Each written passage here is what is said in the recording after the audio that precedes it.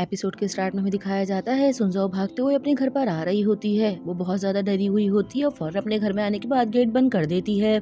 जब सुनजाओ की फ्रेंड उसको इस तरह भागते हुए देखती है तो उससे पूछती है कि क्या हुआ। सुनजाओ उसके हाथ में पानी का गिलास होता है वो लेके पीने लग जाती है। पानी पीने के बाद वो जैसे ही पीछे देखती है तो मिस्टर डैन पीछे ही खड़े होते हैं। उनको देख के वो डरने लग जाती है। उसकी फ्रेंड उससे पूछती है कि आखिर तुम किससे इतना भाग रही हो, तुम्हें क्या हो गया। जिस पे सुनजाओ कहती है कि सामने मिस्टर डैन खड़े हैं, क्या तुम्हें नजर नहीं आ रहा है। ये सुन के उसकी फ्रेंड देखने लग जाती है। वो कहती है कि आखिर तुम किसकी बात कर रहे हो, वहाँ पे तो कोई भी नहीं खड़ा। अगर वहाँ पे मिस्टर डैन होते तो मैं जल्दी से जाके उनको हक कर लेती। जब सुनजाओ ये देखती है कि उसकी फ्रेंड मिस्टर डैन की बॉडी से आर पार हो गई है, ये देख के उसको और भी ज्यादा डर लगने लगता है। ये देख के ये दोनों चिल्लाने लग जाते हैं और सुनजाओ कहती है कि मुझे नहीं पता कि मेरे साथ आखिर ये सब क्या हो रहा है। ये कहते वो जल्दी से अपने रूम में भाग जाती है। उसकी फ्रेंड उसको आवाजें दे रही होती है लेकिन सुनजाओ नहीं रुकती। वहीं सुनजाओ जल्दी से अपने रूम में आ जाती है और आने के बाद अपने गेट को लॉक करने लगती है। गेट के चारों तरफ ही वो टेप लगा देती है। गेट बंद करने के बाद वो जैसे ही पीछे मुड़ती है तो मिस्टर डैन को देख के हैरान हो जाती है और उनसे रिक्वेस्ट करने लगती है कि तुम प्लीज मेरी नजरों के सामने से चले जाओ। मिस्टर डैन कहते हैं कि तुम्हारे अंदर बिल्कुल भी मैनर्स नहीं है कि घर आए मेहमान से किस तरह बात करते हैं। जिसपे सुनजाओ कहती है कि आखिर मेरी क्या गलती है, तुम मुझे ही सिर्फ नजर क्यों आ रहे हो, बाकी लोगों को नजर क्यों नहीं आ रहा है। मिस्टर डैन कहते हैं कि मैं एक बात क्लियर कर दूं कि कार का एक्सीडेंट हुआ, मुझे इस बारे में कुछ भी नहीं पता और मैं बस सिर्फ इतना ही बात जानता हूँ कि मैं मारा नहीं हूँ। मिस्टर डैन इतना ज्यादा बोल रहे होते हैं कि सुनजाओ की तबीयत खराब होने लगती है तो वो जाके अपने कामों में लग जाती है। लेकिन मिस्टर डैन अब भी चुप नहीं होते और लगातार वो उससे बोले जा रहे होते हैं। 1 घंटा पढ़ाई करने के बाद सुनजाओ अपने फेस पे फेस मास्क लगा लेती है और साथ ही एक्सरसाइज करने लग जाती है ताकि वो उनकी तरफ ध्यान ना दे। लेकिन मिस्टर डैन अभी भी चुप नहीं होते और लगातार कार एक्सीडेंट के बारे में बातें कर रहे होते हैं। शीट मास्क जब ड्राई हो जाता है तो सुनजाओ उसको हटाने के बाद अपने बेड पे जाने लग जाती है और मिस्टर डैन भी उसको फॉलो कर रहे होते हैं। सुनजाओ उनको इस तरह से इग्नोर कर रही होती है कि जैसे वो उनको नजर ही नहीं आ रहा है और वो जाके अपने बेड पे लेट जाती है और सो जाती है। लेकिन मिस्टर डैन अभी भी लगातार बोल रहे होते हैं। फिर हमें दिखाया जाता है कि सुबह हो जाती है।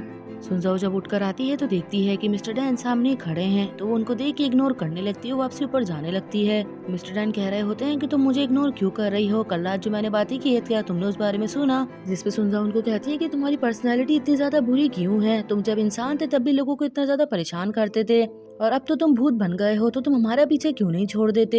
मिस्टर डैन कहते हैं कि पहली बात कि मैं मरा नहीं हूँ और दूसरी बात कि तुम पूरी तरह से मेरे प्यार में गिर चुकी हो, तभी पूरी दुनिया को छोड़ के मैं सिर्फ तुम्हें ही नजर आ रहा हूँ। लेकिन सुनजाओ उनकी बातों को रिप्लाई नहीं करती और वहाँ से चले जाती है। तो मिस्टर डैन उसको कहते हैं कि तुम इस तरह से मत करो, एटलीस्ट हम दोनों फ्रेंड्स तो है ना। फिर सुनजाओ किचन में काम कर रही होती है और मिस्टर डैन उसको देख के यही सोचने लग जाते हैं कि क्यों ना मैं इसकी बॉडी का इस्तेमाल करूं ये देखने के लिए कि मैं मरा हूं या नहीं। वो जैसे ही आगे बढ़ते हैं तो सुनजाओ उसी वक्त पीछे मुड़ जाती है और उनसे पूछती है कि तुम ये क्या कर रहे हो। जिससे मिस्टर डैन बहाना बना देते हैं, वो कहते हैं कि मैं एक्सरसाइज कर रहा हूँ। ये सुनकर सुनजाओ को हंसी आने लग जाती है। इतने में उसको चिकन की भूख लगती है तो वो उसको खाना खिलाने लगती है, साथ ही उसकी ड्रेस भी चेंज कर देती है। ड्रेस चेंज करते ही मिस्टर डैन की ड्रेस भी चेंज हो जाती है। ये देख के वो हैरान होती है। वो कहती है कि तुम्हारे कपड़े आखिर कैसे चेंज हो गए, मैंने तो ये सुना है कि इंसान जिन कपड़ों में मरते हैं उसके कपड़े कभी भी चेंज नहीं हो सकते। मिस्टर डैन कहते हैं कि पहली बात कि मैं मरा नहीं हूँ, अब ये बकवास दोबारा मत करना। मिस्टर डैन उसको अपने बारे में बोल रहे होते हैं तो सुनजाओ के अचानक से पेट में दर्द होने लगता है। तो मिस्टर डैन को कहती है कि आखिर तुम कितनी ज्यादा दूर मुझसे जा सकते हो। उसके बोलते ही मिस्टर डैन की समझ में आ जाता है तो मुस्कुराने लगते हैं। फिर वहीं हमें दिखाया जाता है सुनजाओ टॉयलेट में बैठी होती है और मिस्टर डैन बाहर ही खड़े होते हैं। तो वो उनको कहती है कि तुम अपने हाथ में मोबाइल रख लो, मुझे सॉन्ग सुनना है। जिससे मिस्टर डैन कहते हैं कि अभी सुनने की क्या जरूरत है, बाहर आके सुन लेना। सुनजाओ कहती है कि तुम छोड़ दो, मैं खुद ही आके ले लेती हूँ। लेकिन इतने में मिस्टर डैन खुद से जोर जोर से गाना गाने लग जाते हैं। ये देख के सुनजाओ को खुशी होती है। वो कहती है कि तुम इतने भी बुरे नहीं हो। फिर सुनजाओ बाहर आती है और मिस्टर डैन को देखने लग जाती है। वहीं मिस्टर डैन उसके आते ही उसकी बॉडी में घुसने की कोशिश करते हैं मगर वो आर पार हो जाते हैं। सुनजाओ जब ये देखती है तो वो समझ जाती है। वो कहती है कि तुम मेरी बॉडी को दोबारा से कंट्रोल करने की कोशिश कर रहे हो। यहाँ सुनजाओ अपने आप को बचा रही होती है और मिस्टर डैन उसको फॉलो कर रहे होते हैं। वो कहते हैं कि मुझे थोड़े दिनों के लिए अपनी बॉडी उधार दे दो, लेकिन सुनजाओ उनको देने से मना कर रही होती है। वो कहती है कि अगर मेरे करीब आए तो मैं तुम्हें मार दूंगी। मिस्टर डैन कहते हैं कि इस घर में कोई भी नहीं है जो तुम्हें बचा सके। ये कहते हुए जैसी करीब आते हैं कि अचानक से सुनजाओ का मोबाइल बजने लगता है। वो जैसे ही जाके मोबाइल उठाती है तो वो कॉल उसकी मॉम की होती है और वो कहती है कि बस मैं थोड़ी देर में तुम्हारे घर आ रही हूँ, हम दोनों मिलकर साथ डिनर करेंगे। कॉल रखने के बाद सुनजाओ कहती है कि कुछ भी चीज इम्पॉसिबल नहीं है, मुझे इससे जान छुड़वानी होगी मॉम के आने से पहले पहले। ये कहते हुए जैसी आगे बढ़ती है और मिस्टर डैन उसको पकड़ने की फिर से कोशिश करते हैं लेकिन वो नाकाम हो जाते हैं। फिर हमें थोड़ी देर बाद का सीन दिखाया जाता है। सुनजाओ मिस्टर डैन को लेकर चर्च में आती है और वहाँ आने के बाद प्रे करने लग जाती है कि इनको थोड़ा सा ब्लेस दें ताकि ये इंसानों की दुनिया छोड़कर हेवन चले जाएं, वो जगह उनके लिए ज्यादा बेहतर है। उसकी दुआ सुन के मिस्टर डैन भी अचानक से चिल्लाने लगते हैं और कहते हैं कि हालेलुया हालेलुया, प्लीज मेरी मदद करें ताकि मैं अपनी बॉडी को ढूंढ सकूं। सुनजाओ बड़ी हैरानी से उनको देख रही होती है और फिर उनको कहती है कि तुम अभी तक यहाँ से गई नहीं, जिससे मिस्टर डू उसकी बात का रिप्लाई नहीं करते और अपनी दुआ मांगने लगते हैं। फिर सुनजाओ हर जगह पे जाके दुआ मांगती है, चाहे वो चर्च हो, मंदिर हो या फिर मजार। लेकिन जब सुनजाओ की दुआ कबूल नहीं होती तो फिर वो फॉर्च्यून टेलर के पास जाती है। सुनजाओ आने के बाद उनको सारी बात बता देती है कि उसके साथ क्या क्या हो रहा है, जिसपे वो कहती है कि मैं समझ सकती हूँ, तुम इनमें से 3 कार्ड चूज करो, मैं तुम्हारी लाइफ के बारे में तुम्हें बताती हूँ। जिसपे सुनजाओ 3 कार्ड चूज करती है और उनको देती है। तो वो सुनजाओ को पहला कार्ड देख के बताती है, तुम्हारी लाइफ तो अभी काफी ज्यादा अच्छी चल रही है। ये सुन के सुनजाओ खुश हो जाती है। फिर वो दूसरा कार्ड पढ़ती है और कहती है कि तुम अभी ऐसे मर्द से मिलोगी जो कि बहुत ज्यादा पावरफुल है और वो तुम्हारी किस्मत को बदल के रख देगा। और सिर्फ इतना ही नहीं, तुम्हारी किस्मत भी उससे जुड़ी हुई है। ये सुन के सुनजाओ सोचती है कि कहीं वो ये तो नहीं। ये सुनते ही सुनजाओ कहती है कि मुझे कोई ऐसा तरीका बताएं कि जिससे ये वापसी चले जाए।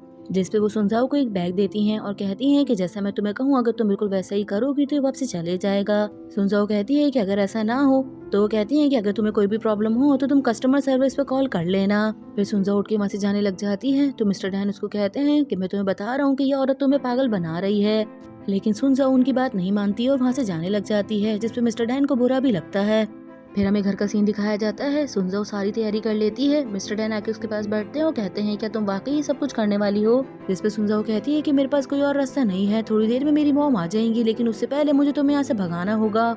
ये कहने के बाद सुनजाओ मंत्र पढ़ना स्टार्ट करती है। मिस्टर डैन बराबर बोल रहे होते हैं लेकिन वो उनकी बात नहीं सुन रही होती और अपने मंत्र पढ़ती जाती है। सुनजाओ इतनी स्पीड से पढ़ रही होती है कि थोड़ी देर में मिस्टर डैन के सर में दर्द होने लगता है, जिसकी वजह से वो नीचे गिर जाते हैं। सुनजाओ जब उनको देखती है तो वो देख के थोड़ा डरने लगती है, लेकिन वो मंत्र पढ़ना नहीं रोकती और लगातार पढ़ रही होती है। यहाँ मिस्टर डैन की तबीयत खराब हो रही होती है और वो सुनजाओ को कह रहे होते हैं कि बस अब चुप हो जाओ और मत पढ़ो, मेरे सर में दर्द हो रहा है। लेकिन सुनजाओ और ज्यादा स्पीड तेज कर देती है कि इतने में मिस्टर डैन हंसने लग जाते हैं। सुनजाओ जब उनको हंसते हुए देखती है तो एकदम खामोश हो जाती है और उनको देखने लगती है।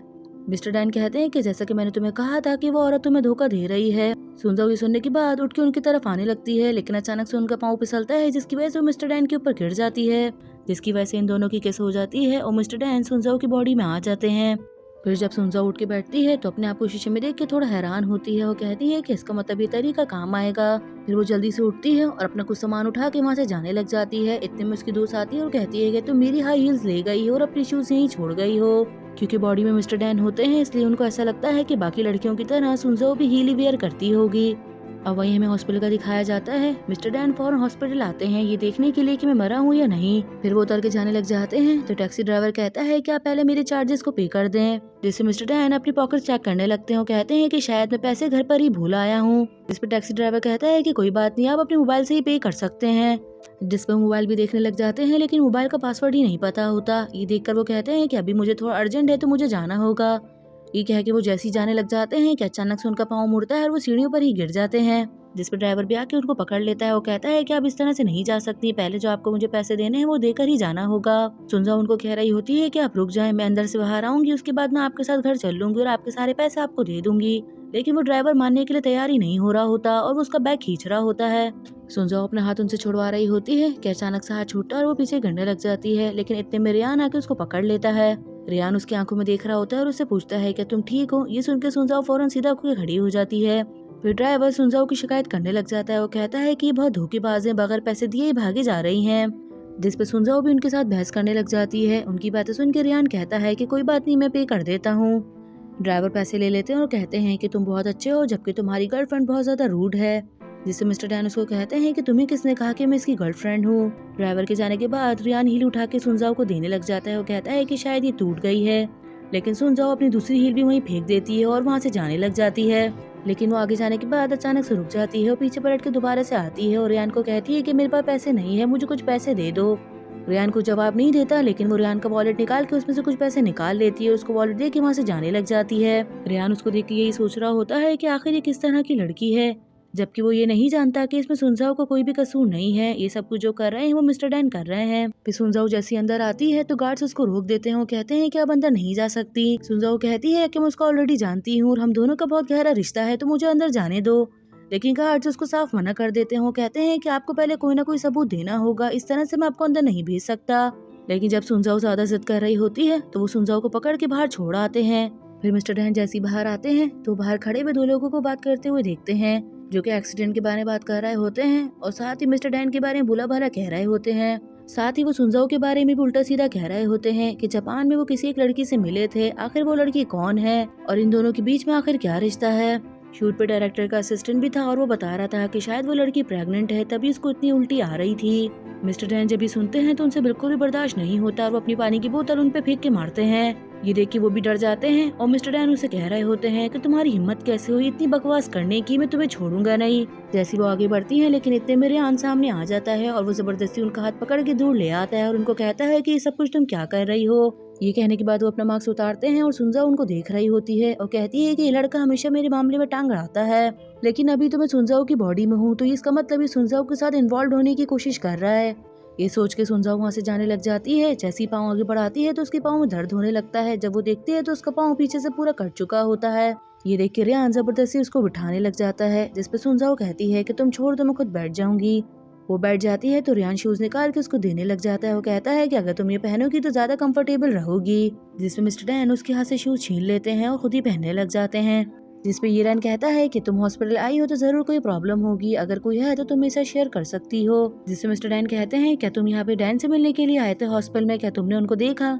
ये सुन के हीरन खड़ा हो जाता है। वो कहता है कि नहीं, मैं उनसे मिलने के लिए यहाँ पर नहीं आया था। ये सुन के मिस्टर डैन खड़े हो जाते हैं और उसको पकड़ लेते हैं। वो कहते हैं कि तुम इस तरह से कैसे कर सकते हो, अगर तुमने उसके देखा है तो मुझे बताओ, मेरे लिए बहुत ज्यादा इम्पोर्टेंट है।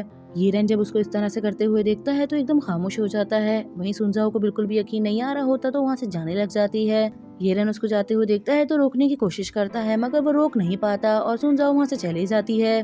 फिर हमें थोड़ी देर बाद का सीन दिखाया जाता है। सुनजाओ एक बेंच पे सो रही होती है और थोड़ी देर के बाद उसको होश आ जाता है। जब वो उठ के बैठती है तो इस जगह को देख के बहुत हैरान होती है। वो कहती है कि मैं इस जगह पे कैसे आ गई। उसके सर में भी बहुत दर्द हो रहा होता है, लेकिन जब वो मिस्टर डैन को देखती है तो समझ जाती है कि इन्होंने मेरी दोबारा से बॉडी को कंट्रोल करने की कोशिश की है।